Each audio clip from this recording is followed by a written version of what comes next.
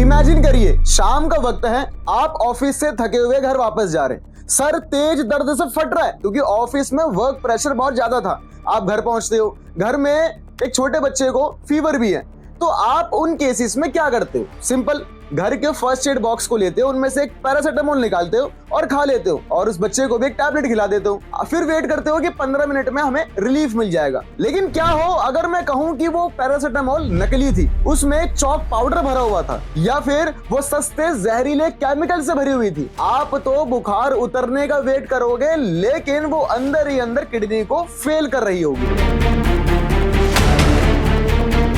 ये कोई डरावनी कहानी नहीं है, ये आज के भारत की एक डार्क रियलिटी है, जिसके बारे में ना तो कोई पॉलिटिशियन लीडर बात कर रहा है और ना ही कोई मेन स्ट्रीम मीडिया। और हमें इस बारे में आज बात करने की जरूरत इसलिए है क्योंकि आज हर घर में या तो शुगर, डायबिटीज, नहीं तो थायराइड, और अगर कुछ ना हो तो फीवर तो हो ही जाता है। और उन केसेस में जो हम कॉमनली दवाइयों का यूज करते हैं वो भी नकली आ रही हैं। CDSCO की एक रीसेंट रिपोर्ट के मुताबिक घरों में यूज होने वाली यही common antibiotics, pain killers market में नकली आ रही हैं। उन्होंने रिपोर्ट में इन दवाइयों को NSQ का टैग लगाया। NSQ बोले तो नॉट ऑफ स्टैंडर्ड क्वालिटी। और आज हम इस वीडियो में उसी डार्क रियलिटी को समझने की और उसको एक्सपोज करने की कोशिश करेंगे। इंडिया को दुनिया का फार्मेसी कहा जाता है क्योंकि हम लोग दुनिया भर में दवाइयों को एक्सपोर्ट करते हैं बहुत बड़े लेवल पे। लेकिन इसका एक नेगेटिव दूसरा पहलू भी है कि इंडिया नकली दवाइयों का, फेक मेडिसिन का हब बनता जा रहा है। अभी हाल ही में Central Drugs Standard Control Organisation ने एक रिपोर्ट जारी की और वो रिपोर्ट डराने वाली थी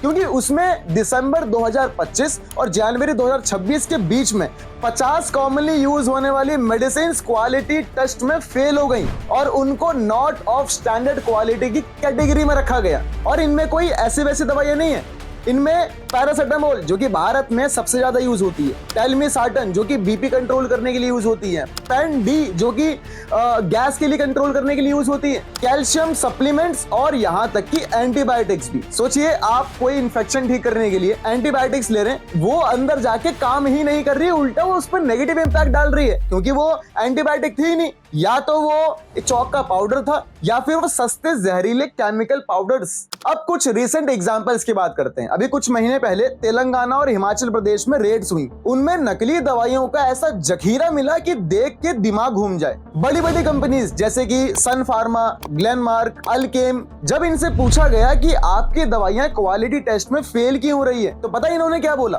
कि ये बैच हमने बनाया ही नहीं है, ये स्प्यूरियस है। स्प्यूरियस का मतलब लो क्वालिटी और नकली दवाइयां जो इन्होंने बनाई ही नहीं है। अब इसका मतलब समझ रहे हैं आप कि मार्केट में आपकी ट्रस्टेड ब्रांड्स की जो दवाइयां हैं उनके नाम पर नकली दवाइयां बिक रही है और ये कंपनीज कह रही हैं कि इसमें हमारी गलती नहीं है। तो जिम्मेदारी किसकी है? सिस्टम में ऐसे लूप होल्स बन गए हैं कि एक फेक मेडिसिन माफिया क्रिएट हो चुका है और ये लोग हिमाचल के फेमस बद्दी और हरिद्वार जैसे इंडस्ट्रियल एरियाज में चोरी छुपके नकली फैक्ट्रीज चलाते हैं। रात को ये नकली दवाइयां बनाते हैं, सुबह पैक करते हैं और शाम तक आपके लोकल केमिस्ट की दुकानों पर पहुंचा देते हैं। अब आप सोचेंगे कि दवाइयां नकली हैं तो क्या हुआ, ज्यादा से ज्यादा वो हमारा बुखार ठीक नहीं करेंगी। बस गलत।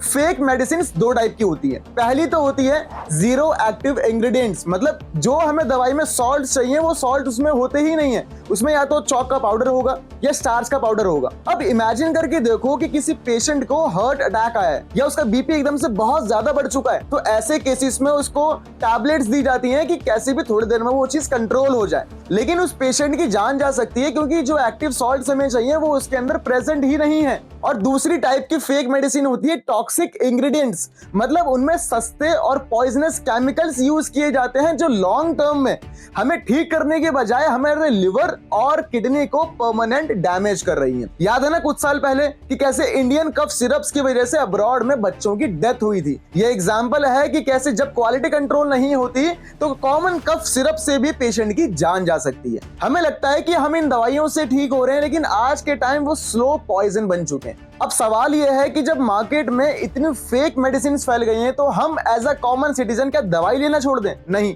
हमारे देश में एक बहुत बड़ा तबका ऐसा है जो आज भी इलिटरेट है और यही लोग इस फेक मेडिसिन माफिया के बहुत ज्यादा शिकार होते हैं। वो लोग क्या कर सकते हैं, वो अपनी फैमिली में या आसपास किसी एजुकेटेड पर्सन को वो दवाइयां दिखाकर समझ के तब खा सकते हैं। और हम लोग जो इनफ एजुकेटेड है, हम लोगों को क्या करना होगा, आंखों से पट्टी हटाकर तब ये मेडिसिन खरीदनी होगी।